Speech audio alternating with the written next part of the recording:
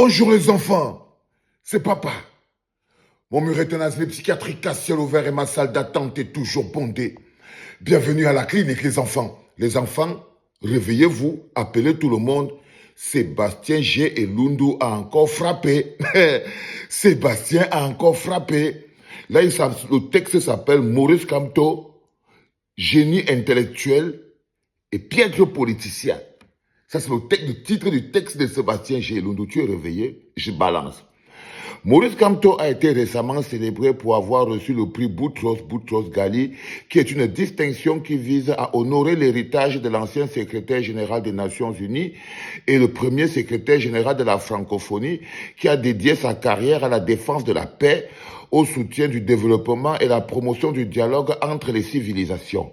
Voilà le prix que Maurice Kamto a gagné. Vous comprenez donc pourquoi le slogan de Maurice Kamto a toujours été « Dans la paix et par les urnes ».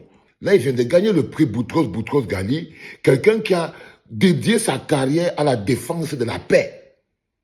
À la défense de la paix, vous comprenez pourquoi le slogan de Maurice Kamto a toujours été « Dans la paix et par les urnes ». Pendant que la classe intellectuelle internationale le couvre de lauriers, au Cameroun, son pays natal, cela passe presque inaperçu dans les médias et le gouvernement n'y prête même pas garde, du moins en apparence.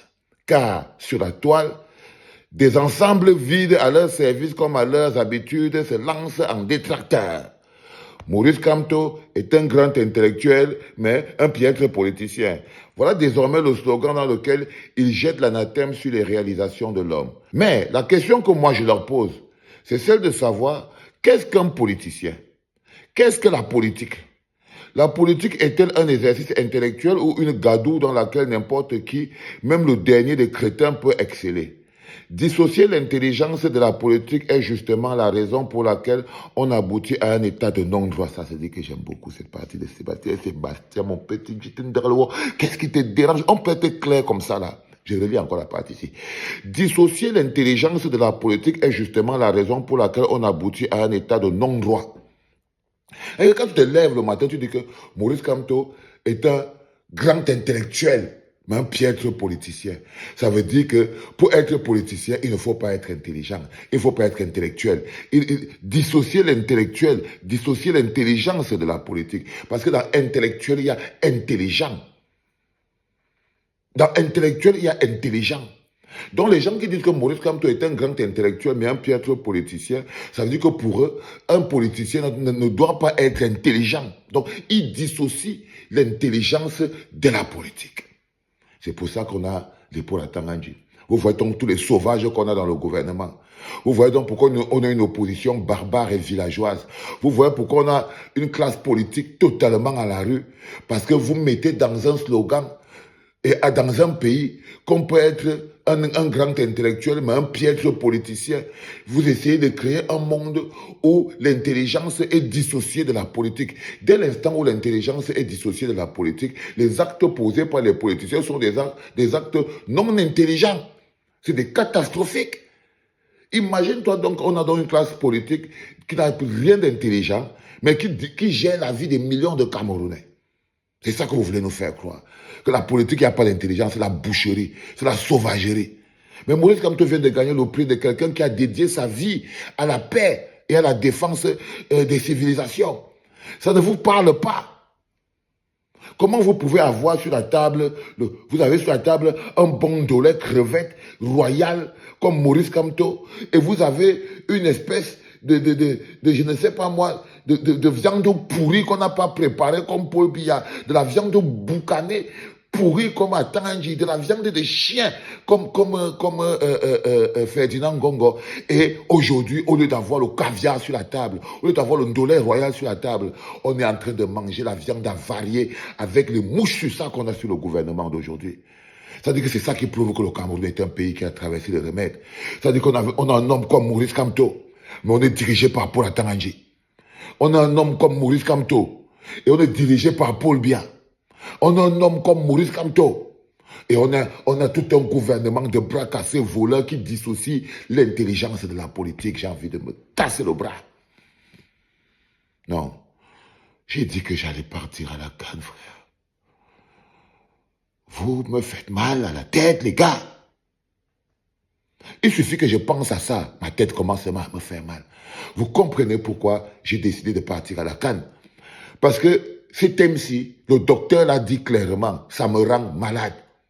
Parce que là, tu vois, comment c'est que tu peux expliquer à un cerveau clairvoyant que nous avons bâti un pays dans lequel on dissocie la politique de l'intelligence?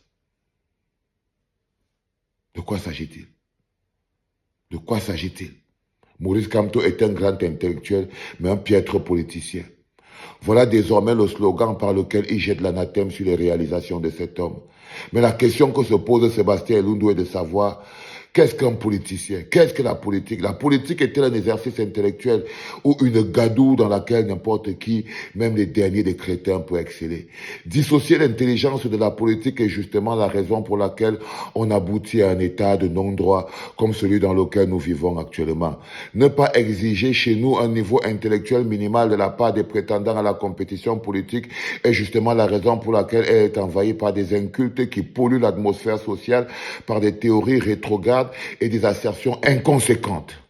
Le discours tribal en politique est juste une illustration parfaite de cet état des choses. Le repli identitaire, le communautarisme sectaire, le dénigrement des compétences au profit du clan ou de la tribu sont justement le résultat de l'invasion des imbéciles en politique. Car pourquoi existe-t-il une filière appelée sciences politiques à l'université si n'importe quel décérébré peut en être un érudit? Question de Sébastien G. Lundu, tu viens de te réveiller. Car pourquoi existe-t-il une filière appelée sciences politiques à l'université si n'importe quel décérébré peut en être un érudit? On nous a appris que la politique puise sa force et son essence dans le droit. Et comment voulez-vous dire qu'un maître du droit, une référence internationale du droit, un avocat émérite est un piètre politicien? Comment pouvez-vous dire qu'un homme qui écrit les outils de droit utilisés par les hautes instances du droit international pour trancher sur les affaires judiciaires et politiques complexes est un piètre politicien? C'est simplement parce qu'au Cameroun, ce sont des idiots qui font la politique.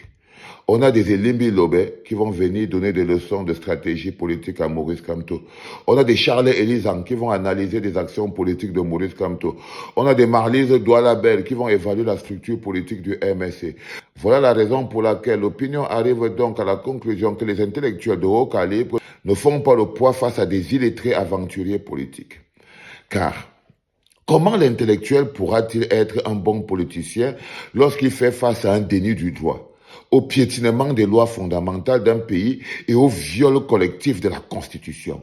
Comment l'intellectuel pourra-t-il exceller en politique lorsqu'il fait face à l'arbitraire, la corruption, les intimidations, le sabotage, la répression, l'usage des moyens de l'État, à savoir la finance et la force publique, qui sont notre bien commun pour favoriser des adversaires politiques? Car au Cameroun, le bon politicien, c'est celui qui manipule le peuple pour servir ses intérêts individuels. Le bon politicien, c'est celui qui copule avec le régime au pouvoir la nuit, mais pleure les douleurs du peuple le jour. Le bon politicien, c'est celui qui vend la voix du peuple contre un poste de député, sénateur, ministre ou maire. Le bon politicien, c'est celui qui détourne les financements des projets publics et donne des miettes aux laudateurs. Enfin, le bon politicien, c'est celui qui tient le discours tribal, le discours de haine et de division. Le vrai politicien, c'est celui qui active le repli communautaire et utilise sa tribu comme monnaie de négociation avec le pouvoir. Forcément, voilà comment fonctionne la politique chez vous et voilà pourquoi Maurice Kamto ne peut être qu'un piètre politicien dans un tel environnement. Car lui, il fait la politique selon les règles du droit, du respect de la dignité, de la vie humaine. Il fait la politique qui met l'humain au centre des préoccupations politiques et non le pouvoir. Il fait la politique du développement et de la croissance économique et non la politique de la régression morale et de l'appauvrissement du peuple. Un intellectuel peut être un bon ou un mauvais politicien, peut-être, mais ce n'est pas aux crétins d'en juger. Car il faudrait qu'ils aient pour ça un minimum de matière grise pour comprendre les actions politiques de l'intellectuel. Imaginez les analphabètes qui veulent critiquer la façon d'un enseignant. C'est signé Sébastien Elundu.